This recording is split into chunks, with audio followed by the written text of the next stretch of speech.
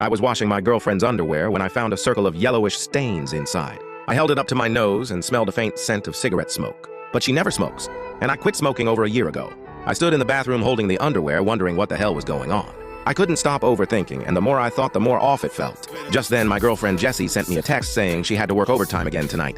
"You can head to bed first. I got Jessie this job through a contact of mine. She works as an HR assistant at a private company. I picked it for the light workload.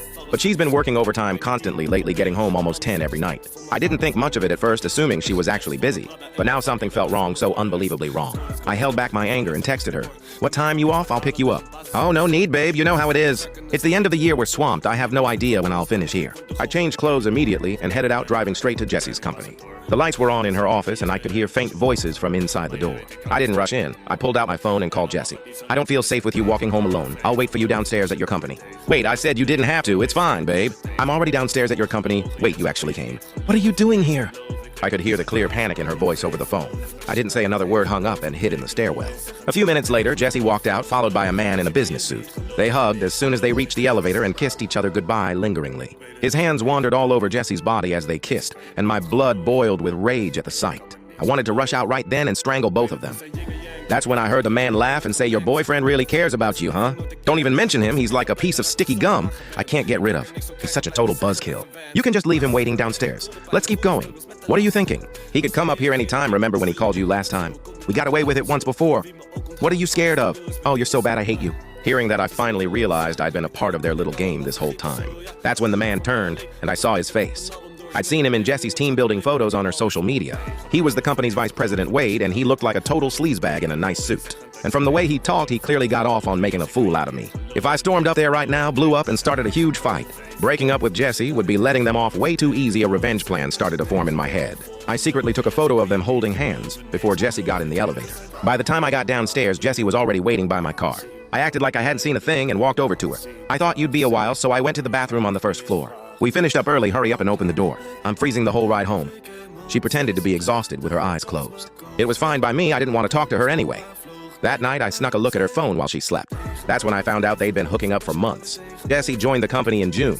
By August, she was already flirting with Wade, and they'd finally crossed the line not long ago. They'd been hooking up at the company under the guise of overtime while those two were messing around. I was at home like an idiot cooking and cleaning for Jessie, worrying about her working too hard, fearing for her safety on the way home, and daydreaming about our future married life. She'd even told Wade in her texts he never suspects a thing.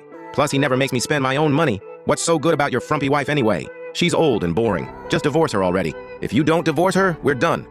I couldn't believe these words came from the woman sleeping next to me.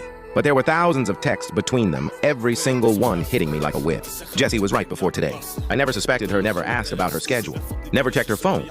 That's why she never bothered to delete the texts. I looked at the woman sleeping next to me and suddenly felt nothing but disgust at how filthy she was. The next morning, Jessie's phone rang while she was doing her makeup. She answered it casually. "Hello, Director Wade. What can I do for you?" "Got it. I'll try to get in early today to go over it with you. It's work stuff." "Yeah, my boss is rushing me to get in early." "What can I do?" "It's the end of the year. There's so much work.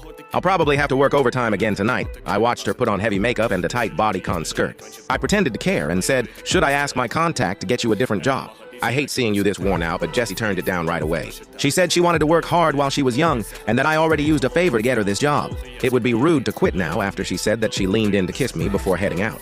Just the thought that this was the same mouth that had kissed Wade so passionately the night before. I quickly pretended to look for something and dodged her from the texts I'd read the night before.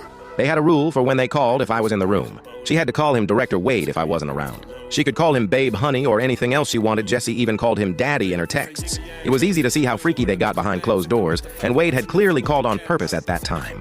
Maybe flirting right in front of me gave them some kind of sick thrill. If they wanted to play games, then I was going to give them the fight of their lives. I looked into Wade's background and found out he not only had a wife, but also 2 kids. His wife had quit her job after having kids to stay home and raise their kids. I paid someone to follow him around for a while and found out he was also hooking up with his married ex-girlfriend. They went straight to a hotel every time they met. I collected all the evidence. And after some more digging, I got the contact info for his family. His ex-girlfriend and her husband too one day. Jessie lied to me again, saying she had to work overtime. I replied coldly with a simple okay. "Don't forget to eat. I'll be worried if you get too hungry. You too, babe. Make sure you eat well." That night, I parked my car outside her company. I used a new phone number I'd prepared to send a text to Wade's wife. "Does your husband always say he's working overtime? You might want to look into it. Don't stay in the dark. Some people just can't stay away from their exes. And they're having way too much fun with it." She texted me back almost immediately. She tried to call, but I hung up, so she had to text me instead. Who are you? What do you mean by this? He has a long-term ex-girlfriend right after I sent that text. I didn't reply to any of her follow-up texts for a woman who dedicated her whole life to her family. A single seed of doubt about her husband was all it took. I waited calmly in my car.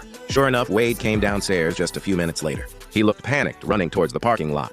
Talking frantically on the phone, trying to explain something, Jessie followed him looking absolutely furious. When I saw her come out, I hit the gas and drove away satisfied. Wade's wife might have been a stay-at-home mom, but she was no pushover.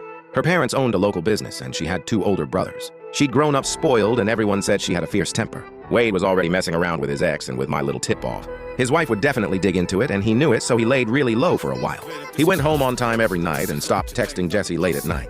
This made Jessie furious, just like every other mistress trying to climb the ranks. She spammed Wade with texts. What's so good about being controlled by that woman? She's old and mean, aren't I so much better than her? But Wade was a guy who relied on his father-in-law's influence. He knew how to separate family and fun.